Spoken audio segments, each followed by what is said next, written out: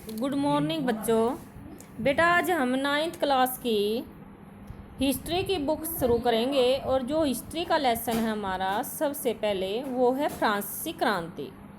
तो आज हम फ्रांसीसी क्रांति के बारे में जानेंगे। आप जानते हैं फ्रांस हमारा देश है और मैं क्रांति का अर्थ बता देती हूँ आपको कि जब लोग अपनी मांगों को मनवाने के लिए कोई भी संघर्ष आंदोलन करते हैं उसको क्रांति कहा जाता है।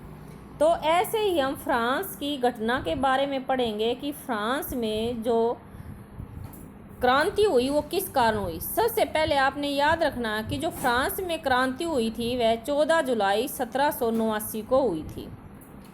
और क्यों हुई थी ये हम पहले मैं एक स्टोरी आपको छोटी सी स्टोरी बता देती हूँ, उसके बाद हम पढ़ेंगे। जैसे कि फ्रांस की जो राजधानी है वो पेरिस है, आप जानते हैं। पेरिस में यानी जो लोगों की जो भीड़ थी लगभग 7,000 के करीब जो लोग थे वो चौराहों पर अब यानी अपने औजार वगैरह यानी लेकर खड़े हो गए थे चौराहे पर। और उन्होंने वहाँ पर जाकर एक बास्तिल की जेल है पेरिस में, वहाँ जाकर फ्रांस के लोगों ने उस बास्तिल की जेल पर हमला बोल दिया। और हमले में उन्होंने वहाँ पर जो लगभग 7 कैदी थे उस जेल में, तो उन कैदियों को तो रिहा करवा लिया। और रिहा करवाने के बाद जो वहाँ का कमांडर था बास्तिल की जेल का, उस कमांडर को मार दिया। तो इससे तो यानी ये थी एक छोटी सी घटना कि भाई वहाँ पर जो लोग थे यानी उन्होंने जब कमांडर को मार दिया। फिर मैं बताती हूँ कि वहाँ का जो फ्रांस का राजा था उसका नाम था लुई 16वें। वह जनता की क्रांति क्यों हुई? क्योंकि वह जनता की तरफ ध्यान नहीं देता था, जनता की बातों यानी जनता को जो चाहिए था उनकी ज़रूरतों को पूरा नहीं करता था। इसलिए जो जनता थी वो उससे बहुत नाराज़ थी। इसलिए जनता ने अपनी मांगों को मनवाने के लिए फ्रांस में क्रांति की थी। जो लुई 16वें था वो किन किन चीज़ों पर ध्यान रखता था, यानी एक तो आप ये याद रखें कि जो लुई 16वें था वो 20 साल की जो उसकी उम्र थी तो वह राजा बन गया था फ्रांस का। लेकिन जब वो राजा बना था तो उसने जो वहाँ का भंडार था जो राजकोष होता है उसको खाली मिला था।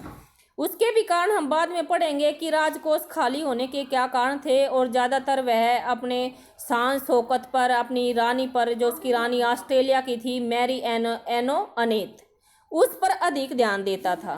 तो इस कारण जनता की ओर ध्यान न देने के कारण वहाँ की जनता ने यानी राजा के खिलाफ क्रांति की थी। और इस क्रांति के कारण ही वहाँ का जो राजतंत्र था यानी राजा की जो वहाँ पर राजा की जिस चलती थी, राजा का जो राज था वो ख़त्म हो गया था।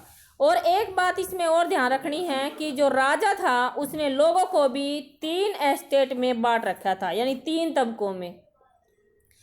3 जैसे सबसे पहला तबका था कि उसमें उच्च वर्ग के लोग थे, जैसे पादरी या चर्च के लोगों को शामिल किया गया था। दूसरे जो ऊंचे पदों पर थे जैसे भाई क्या नाम है, जिनके पास जमींदार वगैरह थे या जमींदार होते थे या जिनके पास धन दौलत ज़्यादा होता था यानी संपन्न लोग शामिल थे। और तीसरे जो वर्ग के लोग थे उसमें आम जनता थी यानी भूमिहीन किसान थे, ये शामिल थे। तो एक बात वहाँ ये भी थी कि वहाँ जो 2 एस्टेट के लोग थे यानी 2 तबकों के जो ऊपर के लोग थे उनको किसी प्रकार का भी कोई भी या क्या कहते हैं उसको कर्ज वगैरह या ऋण वगैरह यानी नहीं देना पड़ता था। जो भी लगान वगैरह होता था यानी लगान जो होता था वो तीसरे एस्टेट के लोगों को देना पड़ता था, यानी जो भी समस्या होती थी तीसरे एस्टेट के लोगों को भुगतनी पड़ती थी। इसलिए तीसरे एस्टेट के लोगों ने फ्रांस के राजा के लिए क्रांति की थी अपनी मांगों को मनवाने के लिए।